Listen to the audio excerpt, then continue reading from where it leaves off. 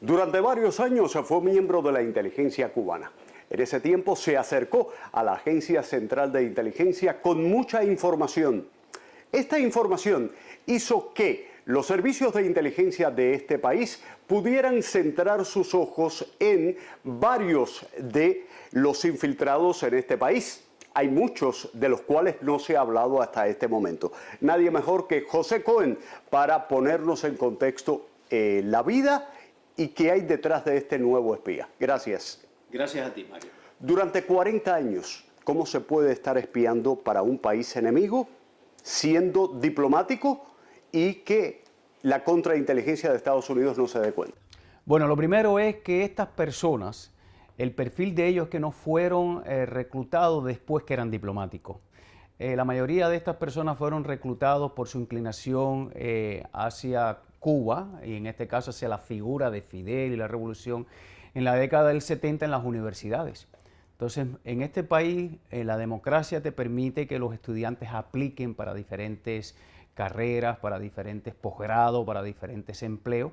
Y este es un caso típico como fue Ana Belén Montes. No conozco bien los antecedentes, pero me estoy imaginando que fue una persona que siempre tuvo una inclinación hacia el proceso revolucionario en Cuba en esa época de efervescencia y lo fueron guiando hasta ubicarlo en este nivel de diplomacia y dentro del gobierno de Estados Unidos. ¿Cómo puede entenderse que es ahora cuando abren el caso, cuando lo hacen público, cuando lo encausan, cuando supuestamente ya no era un espía activo? Bueno, porque yo creo que en este caso alguien dentro de Cuba, así como yo o fuera de Cuba, informó acerca de esta persona. Esta persona existe, probablemente dieron su nombre, no siempre dan el nombre, y eso es un proceso de investigación. Para dar con la persona no es de un día para otro. No creo que el gobierno de Estados Unidos ni el FBI haya tenido esta información por años y la haya guardado. Simplemente se presenta la oportunidad, se le hace un acercamiento, se busca la evidencia, porque yo puedo decir fulano es espía, pero de ahí a ser detenido se necesita tener evidencia. Tú sabes que esto es un país de ley, en Cuba te desaparecen. Entonces yo no creo que ellos hayan retenido esta información, simplemente se dio. Deben estar muy preocupados muchas personas que probablemente a su edad hicieron lo mismo y están ahora en su casa pensando que todo esto es cosa del pasado. Según tu experiencia, ¿hay muchos más? Sí, yo te voy a poner un ejemplo. Yo logré salir de Cuba en el año 94. En el año 87 salió Enrique, un amigo mío que se quedó en Ecuador. Enrique en el 87, él dijo, yo no sé los nombres, no sé quiénes son, pero hay dos mujeres en una posición estratégica dentro del gobierno de Estados Unidos que yo no sé quiénes son. Y él me cuenta que se creó como un comité de trabajo para tratar.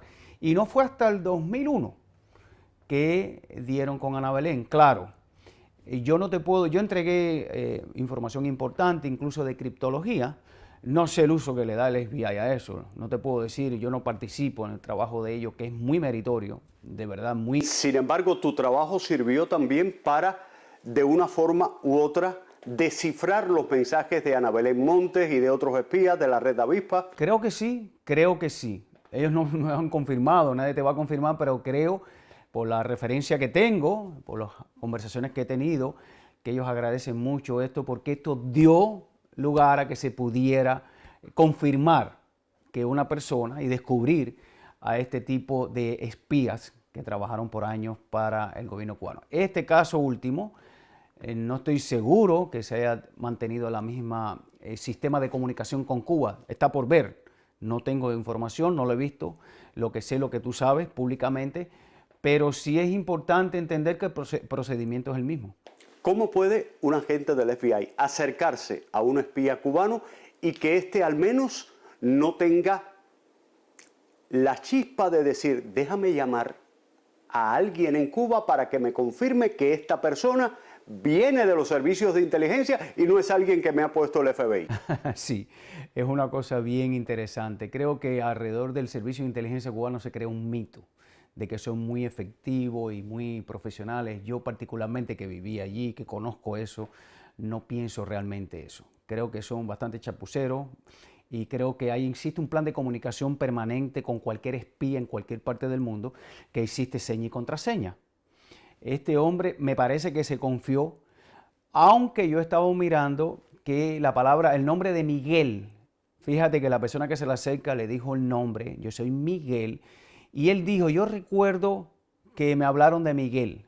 O él hace alguna referencia como que él en el pasado parece que dentro del plan de comunicaciones existía una persona que se llamaba Miguel. Y quizás esto le dio lugar a que él confiara en esta persona y pensara que realmente estaban reactivando sus comunicaciones. No sé si además hubo alguna otra seña o contraseña dada por la persona que lo delató, porque no aparece en ningún lugar. Pero normalmente estos espías o estos agentes tienen un plan de comunicación que incluye esto de seña y contraseña. O sea, tú te me puedes acercar, pero si no me das la seña que me confirma que tú eres realmente del servicio de inteligencia o que vienes del lugar correcto, pues yo no cedo y no converso, pero no fue el caso. Así que me parece que esto fue un trabajo impresionante del FBI, admirable. Tú que fuiste parte del servicio de inteligencia, ahora mismo, ¿qué debe estar ocurriendo en Cuba después que saliera a la luz que ya el espía que trabajaba a favor de ellos ha sido descubierto? Oh, tremendo, un corre-corre lo que se arma. Ahora están buscando en sus expedientes todas las personas que pudieran estar involucradas con este caso. Pueden haber otras personas dentro del Departamento de Estado que sin ser agentes eran colaboradores, pueden haber, van a revisar todos los sistemas de comunicaciones, van a tratar, lo más importante, de averiguar quién entregó la información de este agente, porque definitivamente lo que dice el FBI es que ellos dicen que anónimamente alguien entregó la información, no van a decir el nombre, pero me imagino que allá lo que están buscando es todos los oficiales que dentro de la inteligencia tuvieron conocimiento de esta persona y van a hacer investigar y averiguar hasta dar, lo van a entrevistar, van a averiguar hasta dar o tratar de dar con la persona que realmente manejó este caso. Normalmente en este tipo de casos, la inteligencia de Estados Unidos saca de Cuba a la persona que da información o esta persona pudiera seguir dentro de los servicios de inteligencia cubanos. Bueno, eso va a depender de muchas cosas. Lo primero es el nivel de confianza que tenga la inteligencia norteamericana sobre esa persona, que en este caso debiera tener altísima confianza porque hay un agente descubierto, pero una operación de rescate no es tan fácil hacerlo en territorio cubano. No sé si esta persona está dentro de Cuba o está en una embajada fuera de Cuba, que es lo que yo estoy pensando, o simplemente se retiró del servicio y se acercó a los servicios especiales estadounidenses para darle información, pensando en su futuro o pensando en cooperar a favor de este país y en contra del gobierno cubano. Hay muchos factores. Normalmente, sí, los Estados Unidos van a hacer lo posible por proteger la identidad y por, si es posible, rescatar en cualquier parte del mundo. Ese es lo que uno debe esperar y es lo que ha ocurrido siempre. Durante la administración de Barack Obama hubo un intercambio que incluyó un espía de los Estados Unidos que trabajaba para Estados Unidos y que formaba parte de los servicios de inteligencia de Cuba. Conocemos que usted tiene relación con esta persona, no queremos que nos divulgue información que no esté autorizado a divulgar, pero de una u otra forma, ¿qué ocurre cuando a esta persona la detectan? ¿Cuál es el protocolo para decidir y estar seguros de que es un espía de Estados Unidos? Oh, no, eso es traumático. Cuando ellos tienen información, que pueden obtener información por diferentes vías o sospecha, acuérdate que en Cuba no hay leyes. O sea, este hombre, para tú poder detenerlo, tienes que tener evidencia, pero en Cuba no hay que tener evidencia. En Cuba con una sospecha te meten en Villa Marista, te desaparecen, te obligan a hacer declaraciones. Y esta persona, que para mí es un héroe, sinceramente, sufrió mucho. ¿Es amigo tuyo? Sí, sí, era amigo mío de Cuba, estudió conmigo, una persona increíble, unos valores increíbles. Ojalá un día tú puedas conversar con él. Muy valiente, pero le tocó sufrir, le hicieron una trampa. Como era amigo mío, yo había venido a Estados Unidos, le hicieron todo una trampa y cómo funciona la contrainteligencia, y al final tuvo que pasar años en prisión. Pero fíjate, para que tú veas lo importante que representa, la importancia que representa una persona como él para el gobierno de Estados Unidos, que en el proceso de negociación, el FBI, Cuba estaba pidiendo los 5 espías, los famosos 5 espías. Y el FBI dijo, nosotros te entregamos todos los espías, pero si entregas a esta persona. Insistieron en no, porque querían nada más entregar a Alan Gross, ¿te acuerdas? Sí. Y el gobierno de Estados Unidos, en este caso el FBI o la CIA o quienes participaron de esto, quiero hacer énfasis en esto, la importancia que ellos le dan a alguien que sin haber salido de Cuba, sin haberlo conocido nunca, sin saber exactamente, ellos pudieran haber dicho, bueno, no nos interesa. Y ellos dijeron, no, si no sueltan a esta persona, no entregamos los espías. Y eso denota la seriedad de verdad y el profesionalismo que yo siempre he percibido en los servicios especiales de Estados Unidos. Con tu experiencia, durante 40 años, ¿cuánto daño pudo haber hecho este espía que trabajó para Cuba dentro del Departamento de Estado? Además, estuvo al lado del jefe del Comando Sur. No, imagínate, el daño es irreparable. No solo eso, fue el segundo jefe de la Oficina de Interés en Cuba del año 95 al 97, justamente cuando detuvieron a este amigo mío en Cuba, cuando el derribo de las avionetas Hermanos al Rescate, cuando el fenómeno de la Red Avispa. Esta persona durante 40 años tuvo que haber entregado valiosísima información y haber influido en la política de Estados Unidos hacia Cuba. ¿Tú piensas que esta persona tuvo que ver con la detención de tu amigo? No descarto nada, porque si él es el segundo jefe de la Oficina de Intereses en Cuba... ¿Tenía conexión con la CIA? Yo no conozco exactamente, pero yo creo que cualquiera puede imaginarse que es una persona extremadamente confiable. Yo creo que todo aquí está sobre la mesa y me imagino que va a explicar todo lo que ha hecho. Cuando ponemos en una balanza lo que hizo Ana Belén Montes y lo que pudo haber hecho esta persona, ¿cuáles son las diferencias y los puntos en comunes?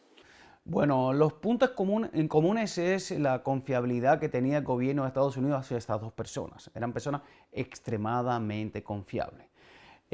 Ana Belén Monte tenía que ver con información militar de tipo estratégica, satélites, la política del Departamento de Defensa, pero este tipo, siendo diplomático y de confianza, representando los intereses de Estados Unidos hacia Latinoamérica, tiene que haber entregado valiosísima información respecto a las decisiones que podía tomar Estados Unidos en relación a Cuba y a Latinoamérica. O sea que yo no te podría decir cuál de las dos es más importante, pero yo creo que la que más daño pudo haber hecho es la de este individuo porque duró 40 años.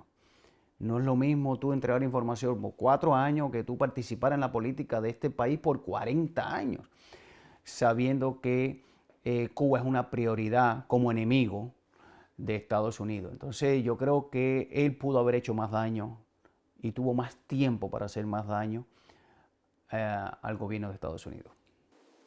¿Cuál podría ser la motivación de este hombre para traicionar al país que le abrió sus puertas? Porque él es colombiano, vino aquí, se naturalizó, ni siquiera es cubano.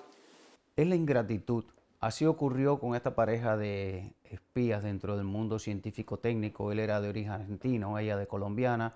Tenían este sueño o esta fantasía respecto a la izquierda, el socialismo, las guerrillas, Allende, Fidel Castro, la figura de Fidel Castro. Estas personas en aquel tiempo eran jóvenes y estaban influenciados por Cuba y por lo que estaba ocurriendo en Cuba y tenían un sentimiento anti-norteamericano. Entonces ellos entraban a este país y eso siempre Cuba lo ha hecho durante todo, siempre ha buscado personas inmigrantes, ¿ok? Y ha sabido manejar el disgusto que puede causar en estas personas vivir en Estados Unidos. Muchas a veces yo conversé con algunas que, habiendo incluso nacido en Estados Unidos, hijos de inmigrantes, sentían animadversión, sentían un resentimiento hacia Estados Unidos porque se sentían a lo mejor discriminados en las compañías donde trabajaban. Y Cuba ha sido muy hábil en manejar todas estas cosas. La motivación es política ideológica, a favor de la revolución en ese tiempo de juventud, de izquierda y de todas estas cosas. Y yo creo que es el mismo caso de Ana Belén, el mismo caso de Bill y Nila, y es el mismo caso de esta persona.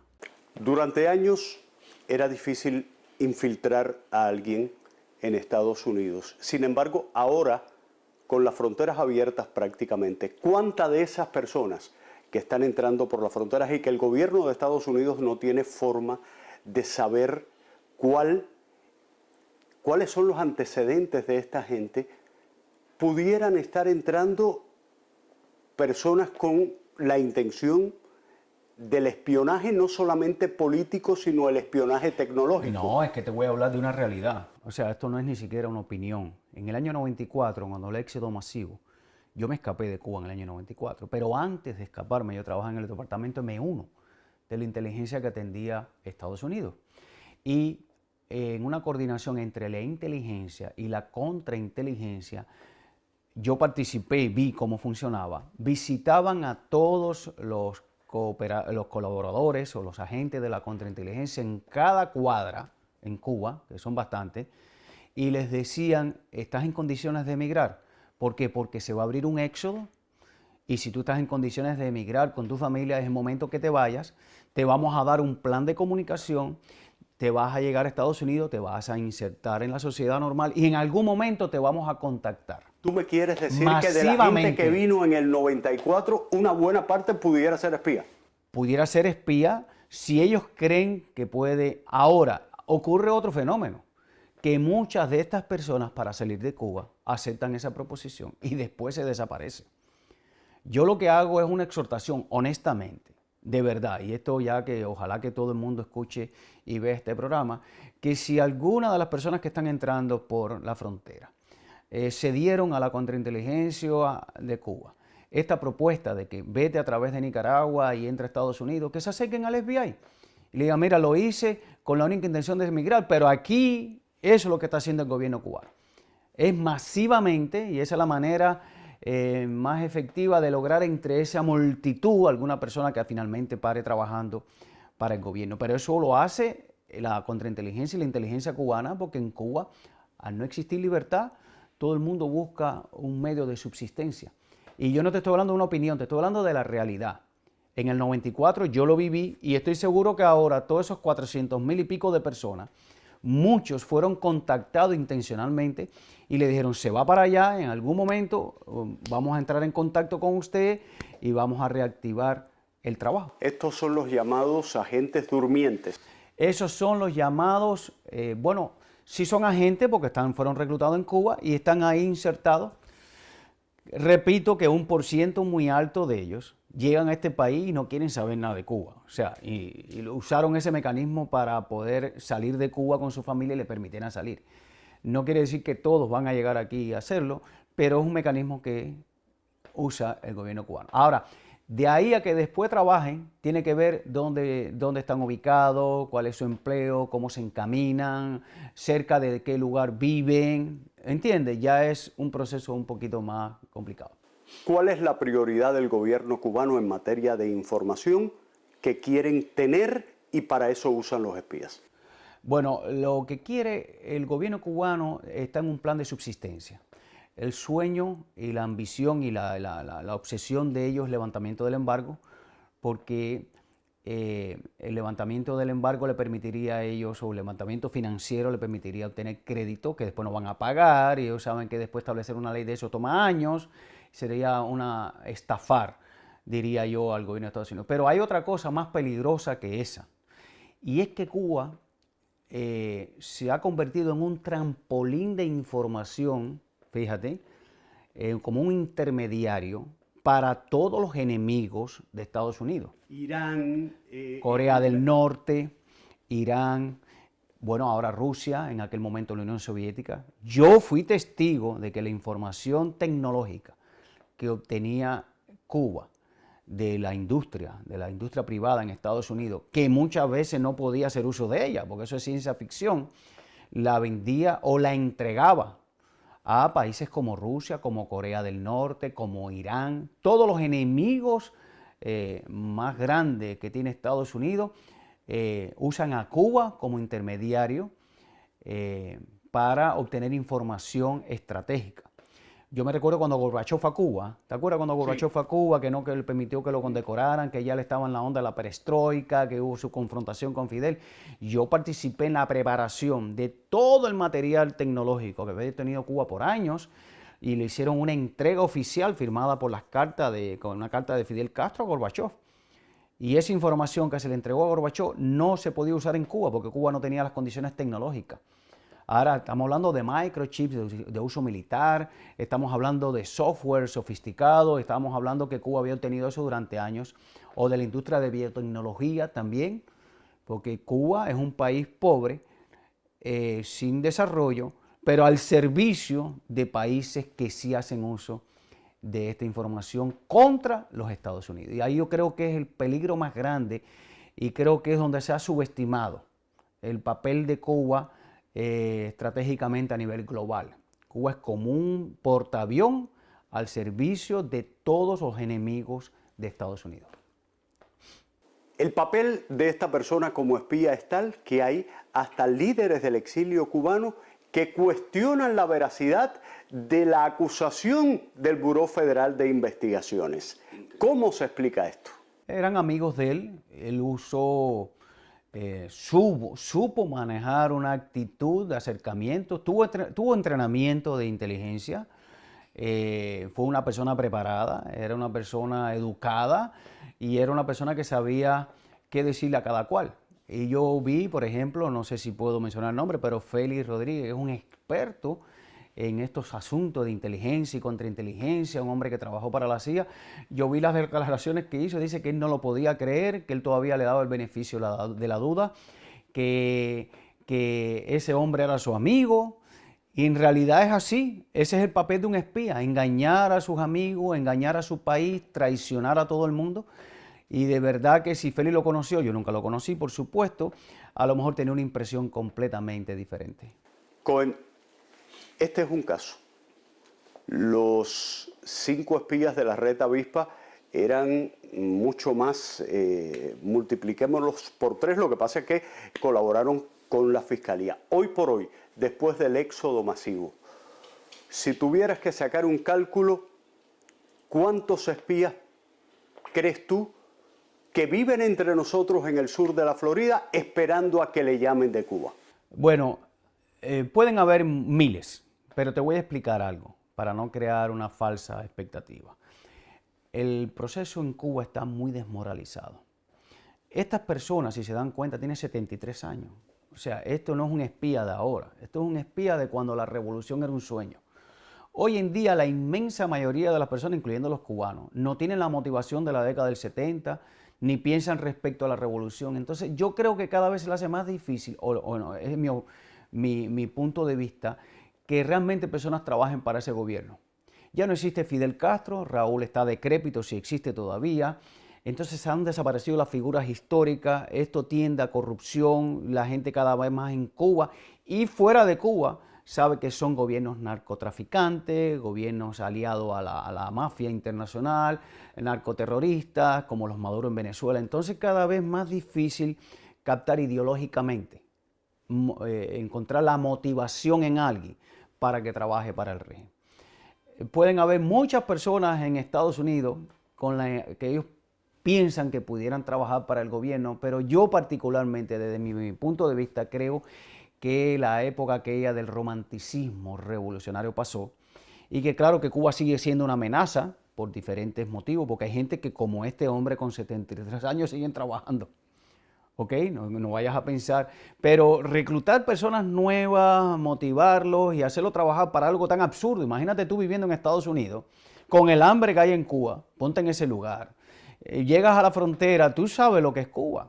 Entonces, la motivación que puede tener un individuo en trabajar puede ser chantajeado con su familia y si tú trabajas te dejamos entrar, pero ya se perdió aquella motivación ideológica respecto a la revolución, respecto a lo que podría significar el socialismo. Ya hoy en día todo el mundo sabe que eso no funciona.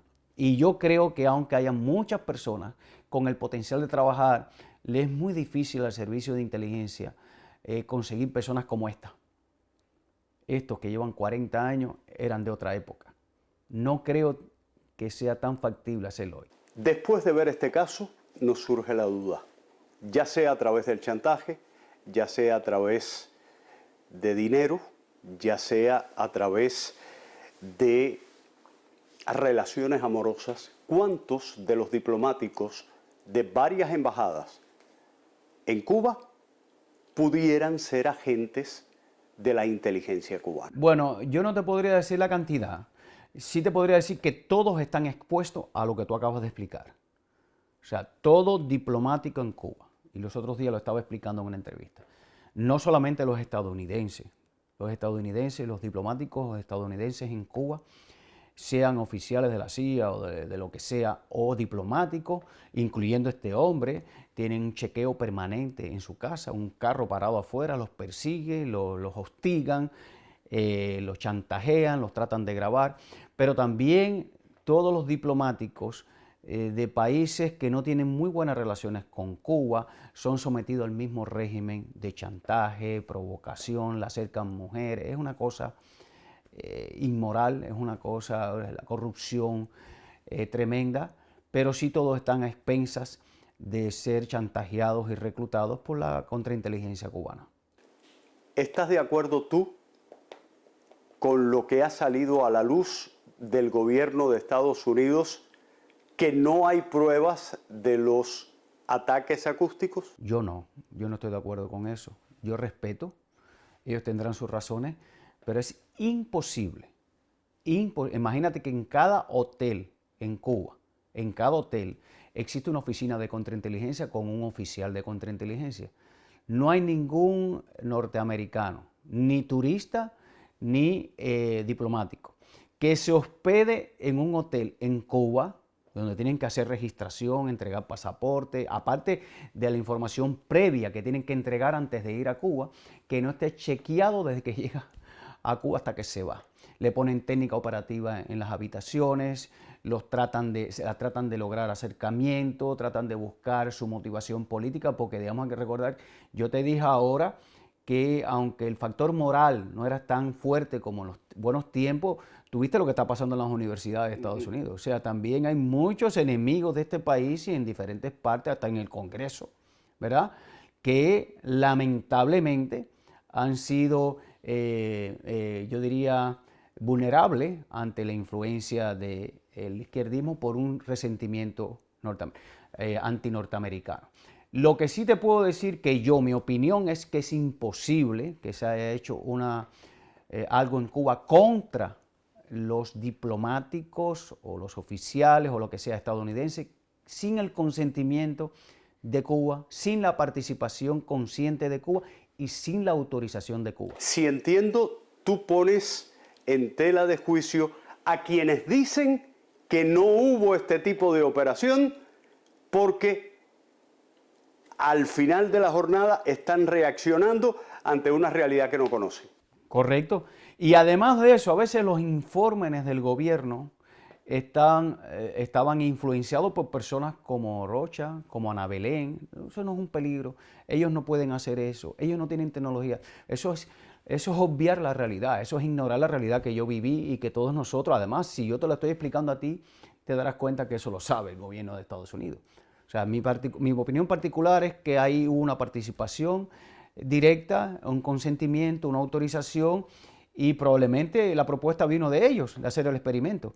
Porque es imposible que eso ocurra en un hotel o en una casa, incluso una casa de un diplomático sin el consentimiento de la contrainteligencia cubana.